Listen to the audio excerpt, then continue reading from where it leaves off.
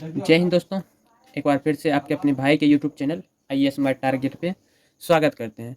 तो चलिए दोस्तों, आज का प्रश्न जो है प्रश्न संख्या 5 है, जो कि जीएस पेपर 3 उन्हीं का प्रश्न संख्या को हम सॉल्व कर रहे हैं। तो प्रश्न संख्या 5 है, तो एक बार पढ़ के आप लोगों को सुना देते हैं। तो देखिए, प्रश्न कह रहे हैं कि जीवन सामग्रियों के संदर्भ में बौद्धिक संपदा अधिकारों का वर्तमान विश्व परिदृश्य क्या है।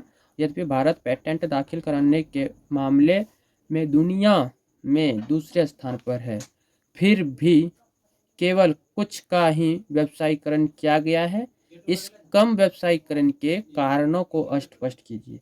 तो कम व्यवसायीकरण के कारणों को स्पष्ट करना है, तो उत्तर 150 शब्दों में मांग रहे हैं। तो चलिए प्रारंभ करते हैं। तो आंसर लिखते टाइम जो है म्यूट हो जाएंगे, ठीक है। तो आप लोग धैर्य बना के वीडियो को अंत तक देखिएगा। अंत में इसको एक्सप्लेन कर देंगे, जो भी आंसर हम लिखेंगे पढ़ के आप लोगों को अंत में सुनाएंगे। अब चलिए प्रारंभ करते हैं।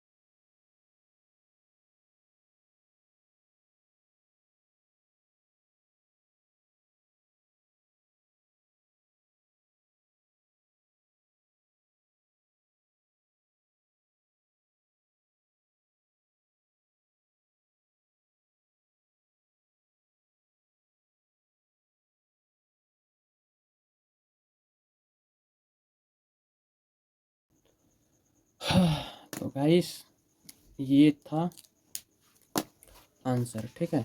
तो चलिए एक बार आप लोगों को ये आंसर पढ़ के सुना देते हैं, ठीक है। तो देखिएगा गाइस, हम आंसर में क्या लिखे हैं। तो 150 शब्दों में मांग रहे थे, इसलिए शॉर्ट लिस्ट आंसर को खींचे हैं, बहुत ही शॉर्ट कर दिए। तो चलिए एक बार आप लोगों को आंसर भी पढ़ के सुनाते हैं। तो देखिए, जीवन सामग्रियों के संदर्भ में बौद्धिक संपदा अधिकारों का वर्तमान विश्व परिदृश्य क्या है। यद्यपि भारत पेटेंट दाखिला करने के मामले में दुनिया में दूसरे स्थान पर है, फिर भी केवल कुछ का ही व्यवसायीकरण किया गया है। इस कम व्यवसायीकरण के कारणों को स्पष्ट कीजिए। उत्तर 150 शब्दों में देना था, जिसमें हमने आंसर में लिखे। देखिए, इनका आंसर सबका अपना अपना तरीका हो सकते हैं, ठीक है ना, सबका अलग अलग हो सकते हैं। और हमने जो लिखे हैं वो इस प्रकार से लिखे हैं। तो देखिए, इसमें आंसर लिखे हैं कि जीवन सामग्रियों जैसे जैव प्रौद्योगिकी, फार्मास्यूटिक्स के संदर्भ में बौद्धिक संपदा अधिकारों यानी कि आईपीआर का वर्तमान विश्व परिदृश्य जटिल और विकसित हो रहा है।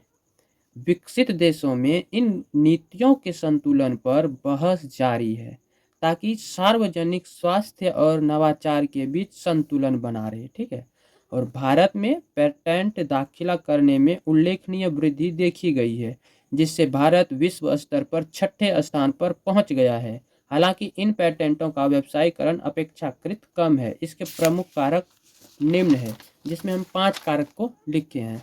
पहला कारक मतलब प्रथम कारक जो है अनुसंसाधन एवं विकास यानी कि R&D डी में निवेश की कमी है, ठीक ना। R&D, इसमें थोड़ा सा हम बात बता दें कि ये जो है भारत, ठीक ना, भारत में घरेलू उत्पाद जैसे GDP का लगभग 0.7% ही R&D में निवेश होता है, ठीक है, जो नवाचार और पेटेंट के व्यवसायीकरण में बाधा उत्पन्न करता है।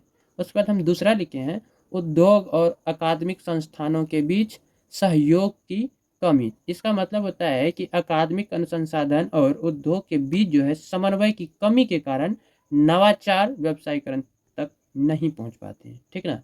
वहीं तीसरा लिखे हैं कि पेटेंट कराने की जटिल प्रक्रियाएं, ठीक ना। तो पेटेंट अधिनियम जो होता है, पेटेंट अधिनियम की धारा 3 के तहत कुछ आविष्कारों को पेटेंट कराने में कठिनाइयां होती है, जिससे नवाचार के लिए बाधाएं उत्पन्न होती है, ठीक है, यही चीज़ में लिखना है। उसके बाद हम चौथा लिखे हैं प्रवर्तन मुद्दे। प्रवर्तन मुद्दे जो है पेटेंट उल्लंघन के मामलों में जो है कानूनी प्रक्रिया लंबी और महंगी होती है, जिससे पेटेंट धारकों को अपने अधिकारों की रक्षा में कठिनाइयां होती है। क्लियर है। उसके बाद देखिए पांचवा में क्या लिखे हैं, पांचवा लिखे हैं कि वित्तीय समर्थन की कमी। वित्तीय समर्थन का मतलब होता है कि स्टार्टअप और छोटे उद्योगों के लिए जो है वित्तीय संस्थानों की सीमित उपलब्धता के कारण वे अपने पेटेंट को व्यावसायिक उत्पादों में परिवर्तित करने में असमर्थ रहते हैं, ठीक ना, यही होते हैं। तो उसके बाद हम इन सभी पांचों चुनौतियों के बारे में, उनके बाद पांचों चुनौतियों के बारे में समझा दी, थोड़ा थोड़ा जो लिखना है इसमें आप लोग भी लिख सकते हैं। उसके बाद हम लिखे हैं कि इन चुनौतियों से निपटने के लिए भारत सरकार ने राष्ट्रीय बौद्धिक संपदा अधिकार यानी कि IPR नीति 2016 में लागू की है, जिसका उद्देश्य जागरूकता बढ़ाना, पेटेंट प्रक्रियाओं को सरल बनाना और व्यवसायीकरण को प्रोत्साहित करना। वहीं निष्कर्ष में हम लिखे हैं कि भारत में पेटेंट दाखिल करने में वृद्धि ठीक है ना, वृद्धि सकारात्मक संकेत है, लेकिन इनके प्रभावी व्यवसायीकरण के लिए R&D में निवेश बढ़ाना, उद्योग अकादमिक सहयोग को प्रोत्साहित करना, पेटेंट प्रक्रियाओं को सरल बनाना और वित्तीय समर्थन में वृद्धि आवश्यक है, ठीक है। तो आप लोग अब कमेंट करके बताइएगा जो आंसर दिए वो बेस्ट है या नहीं। बाकी आप लोग अपना आंसर भी अब कमेंट में कर दीजिएगा। तो चलिए अब मिलते हैं अगले वीडियो में। फ़िलहाल के लिए बाय बाय, गुड नाइट। आज हम बुक नहीं पढ़ पाएंगे क्योंकि लगभग 12:30 बज चुके हैं, ठीक है ना, 12:30 के लमसम टाइम हो रहे होंगे। तो चलिए आज हम बुक को नहीं पढ़ पाएंगे, काहे कि अब थोड़ा आराम भी चाहिए, तो इसलिए अब जानते हैं सोने। इसी के साथ bye, love you bye bye, good night, see you, bye bye, फिर मिलते हैं कल।